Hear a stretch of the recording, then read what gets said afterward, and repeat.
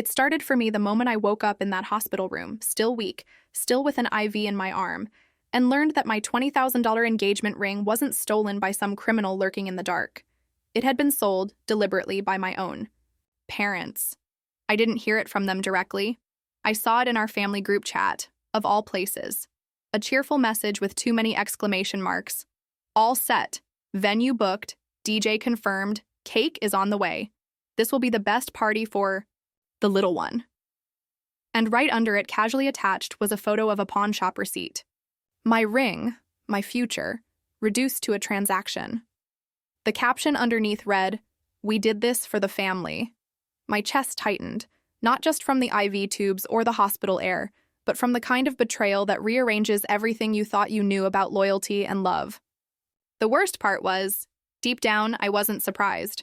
Shocked, yes. Hurt, absolutely. But surprised? Not at all. Because this was the story of my life. Ever since I was a child, my brother was the golden boy. He could scream at our parents and they would excuse it as stress. He could skip school and they would say he needs space to find himself. He could gamble money away and my parents would find ways to quietly cover his debts. They built him a world without consequences, and they called it love. For me, it was the opposite.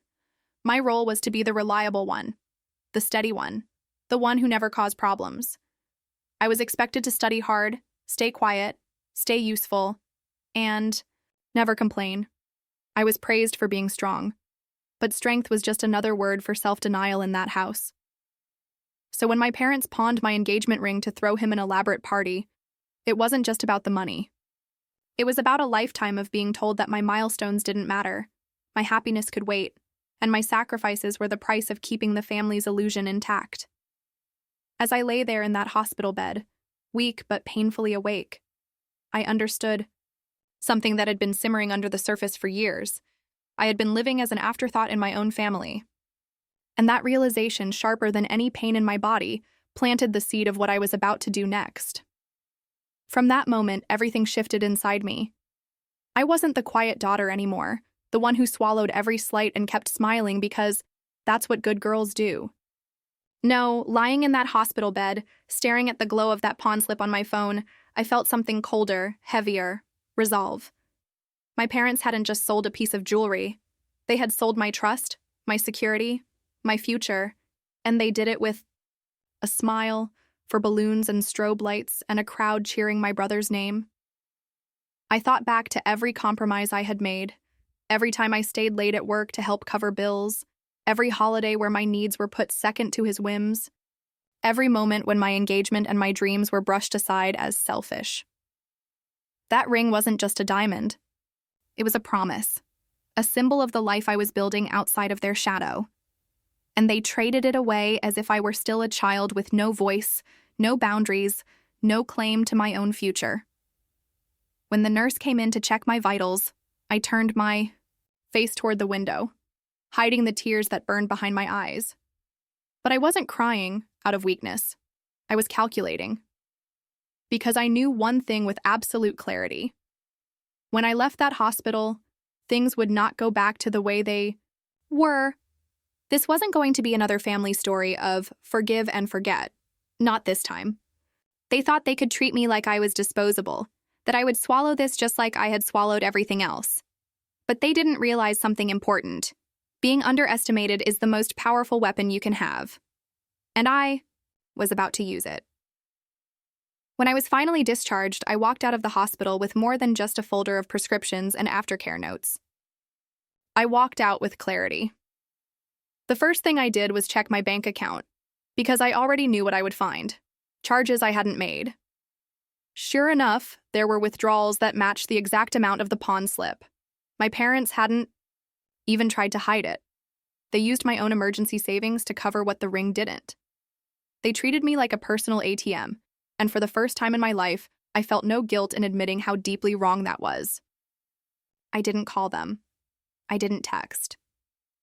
I went back to my apartment and sat in silence, staring at my empty jewelry box, the spot where my fiancé had knelt years ago to slip that ring onto my finger. I could still hear his voice saying, "This is a promise no one can break." The irony cut like glass. The party came and went, of course. I saw it plastered all over social media. My brother grinning in designer clothes, bottles lined up on the tables, lights flashing, people shouting his name like he was some kind of celebrity. And my parents? They were in the background, smiling. Proudly, arms crossed like they had just secured his future instead of destroying mine. Not a word from them about the ring, not a single ounce of remorse. The captions read, "Best night ever," and "Family makes everything possible." That last line nearly made me laugh out loud. Family? Family was supposed to protect you, not gut you for confetti and champagne. That night, alone in my apartment, I started gathering everything. Screenshots of the chat, the pawn slip, the bank withdrawals, even the photos from the party with my ring missing from my finger. Every piece was evidence, not just of theft, but of betrayal. I organized it like a case file, neat and precise, because I knew the day would come when I'd need every detail. And while I collected it, I felt something I hadn't felt in years. Power. Not the kind my brother flaunted, loud and showy, but a quiet, steady kind. The kind that builds in silence and waits for the right moment. They thought I was fragile, weak from the hospital bed. They had no idea I was already building the reckoning they never saw coming. I didn't confront them right away. That would have been too easy for them. Another dramatic scene they could twist into, "Look how ungrateful she is." Instead, I went quiet. I stopped answering their calls, let their texts sit unread, and when they finally did reach me, I gave short, clipped replies. "I'm busy. I need rest." Nothing more. Silence, I realized, scared them far more than anger ever could. And in that silence, I started planning. I spoke with the jeweler who originally appraised my ring, and he was shocked when I told him it had been pawned. "That was an investment piece," he said. "Worth even more now. You could have insured it for double." My stomach twisted, but I kept my voice calm as I asked him for the old receipts and appraisal copies. He emailed them to me that afternoon, proof that the ring had been mine alone. Then I went further. I reached out to my fiancé, well, ex-fiancé now, and explained what happened. I expected anger, maybe even mockery, but instead he went quiet for a long time before saying, "That ring wasn't just money. It was supposed to be respect, security. They stole that from you, not me." His words steadied me. For the first time since the hospital, I didn't feel humiliated. I felt justified. He even offered to send me the original purchase invoice he'd saved in his records, and I accepted. Another nail in the coffin of their excuses. Meanwhile, my brother strutted around as if nothing had happened. He posted pictures of his new watch, his shoes, his endless celebrations. I watched from a distance, screenshotting every photo where he bragged about things he hadn't paid for. The comments from friends, "Your parents really know how to throw a party," only made me more certain that this wasn't going to end in another family sweep under the rug. No. This time, I was going to make sure the story wasn't rewritten in their favor. This time, it would be my voice, my evidence, my truth that cut through the noise. They thought my silence was surrender. They didn't realize it was strategy. Weeks passed before I agreed to see them face to face. By then, I had built my own arsenal of proof. Bank statements printed and highlighted, screenshots neatly organized into folders, appraisal documents, even the pawn shop's online record of the ring listed for resale. I didn't go to their house empty-handed. I went prepared, steady, almost businesslike. When I arrived, they greeted me with the same false cheer they always used when they knew they'd crossed a line but wanted me to pretend otherwise. My brother was there too, lounging on the couch in designer sneakers, scrolling his phone, grinning like he hadn't just benefited from stealing my future. My father launched into his usual speech about family sacrifices, while my mother added that we all have to pitch in sometimes. I sat quietly, let them talk, let them dig deeper into their narrative. Then I pulled out the folder and spread the papers across their dining table one by one, the pawn receipt, the appraisal, the bank withdrawals, the social media posts, the invoice from my ex. The room went silent. My mother's smile slipped. First, then my father's voice faltered. My brother kept smirking, but I could see the color draining from his face. I didn't yell. I told them, my voice even. I didn't cry. I'm just here to make it clear. I know what you did. I have proof of everything, and this is the last time you will take from me. My father tried to deflect, muttering something about helping the family image. But I cut him off. You didn't sell a ring, I said. You sold me. You told me my future, my promise, my security was worth less than his one night.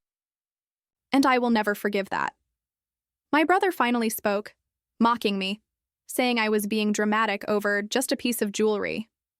I looked him dead in the eye and replied, it wasn't a piece of jewelry. It was the proof that I mattered. And you made it clear I don't. To you. He had no comeback. That night, I walked out of that house knowing I'd shifted the balance forever. I left them with the evidence spread across their table, staring at the reality they could no longer spin into a family fairy tale. I went home, blocked them from my accounts, froze access to my savings, and contacted a lawyer to begin the process of reclaiming what I could. For the first time in my life, I wasn't the girl they could drain dry under the excuse of family.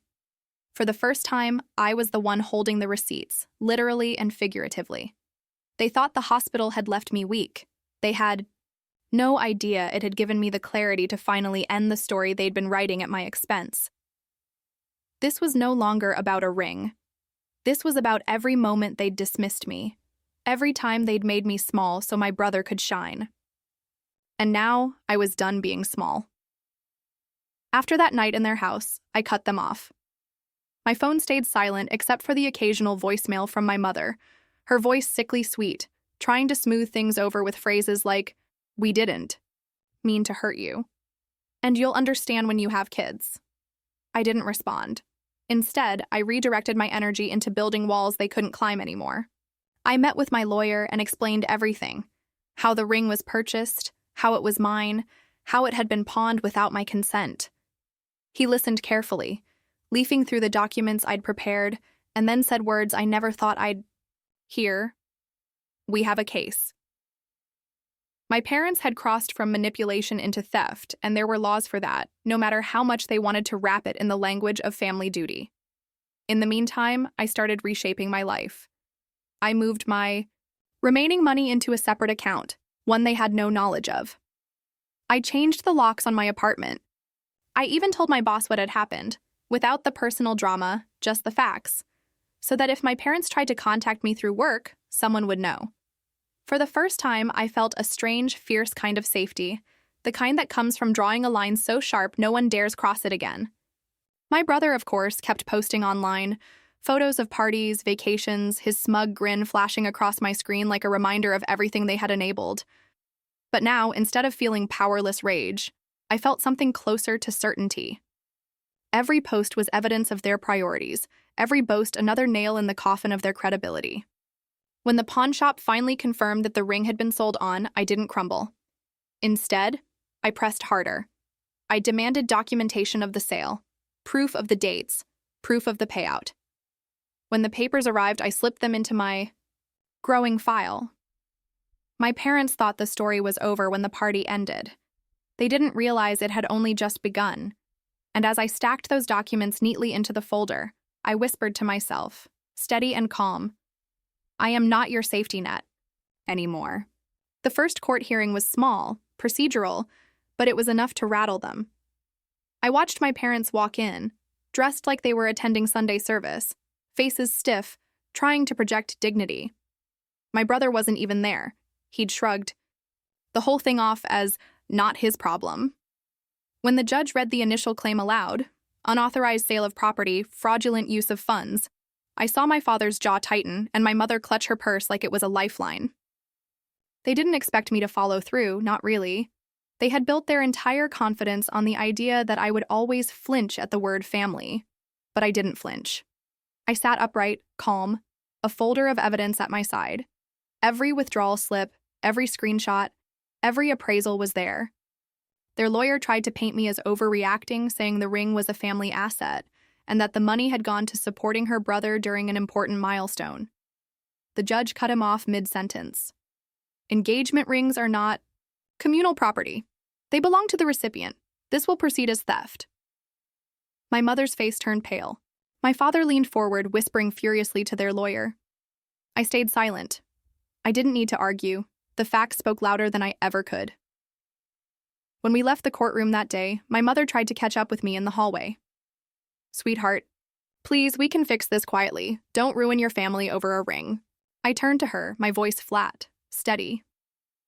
You ruined this family the moment you sold it. Then I walked away, heels clicking against the marble floor, my folder secure under my arm.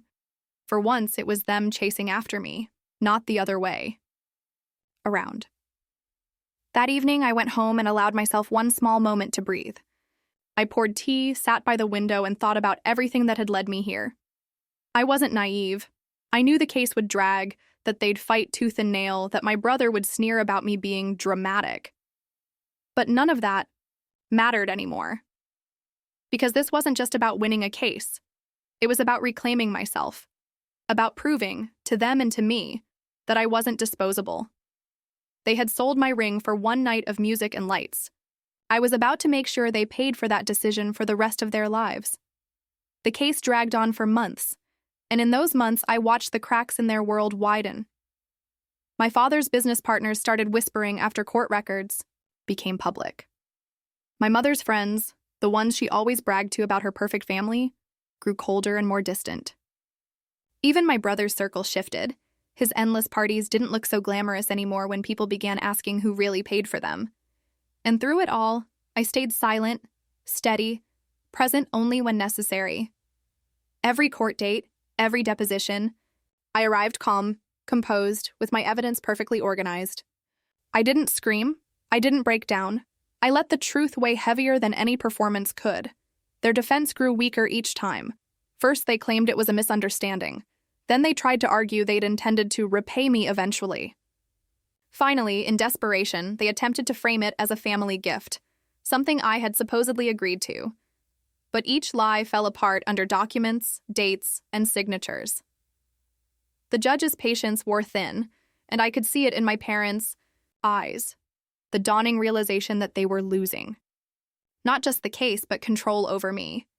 Outside the courtroom, my brother confronted me once, furious. "You're pathetic," he hissed, "dragging us through this over a stupid rock. You think anyone respects you for this?" I looked him dead in the eye and replied, "Respect is earned, and all you've ever earned is pity." His face twisted, but he had no comeback. He walked away, slamming the door behind him, leaving me with the kind of silence that felt like victory. By the time the final ruling came, the weight of it was almost anticlimactic. The judge ordered them to compensate me not just for the value of the ring, but also for damages, nearly double what it had been worth at the time of the sale. My parents sat there stunned as if the ground had given way beneath them. I didn't smile, I didn't gloat. I simply gathered my papers, thanked the judge, and left. Because the real victory wasn't the money. It was the fact that, for once, I had stood against them and they couldn't rewrite the ending. That night, as I closed the door of my apartment behind me, I whispered the words I'd been holding back for years. I am not your safety net. Not anymore. And for the first time, I truly believed it. After the ruling, the fallout hit them faster than I expected. My father's business partners backed away, my mother's social circle dissolved, and my brother's party crowd vanished once the money dried up. For the first time in my life, I was surrounded by silence. No demands, no guilt trips, no pleas for help. That silence became freedom. I started therapy, spoke about years of being the afterthought, and realized how heavy their chaos had always been. Slowly, I built a life for myself. Flowers on my table, books I loved, a lock on my door that kept the past out. One afternoon, I passed the pawn shop where my ring had been sold.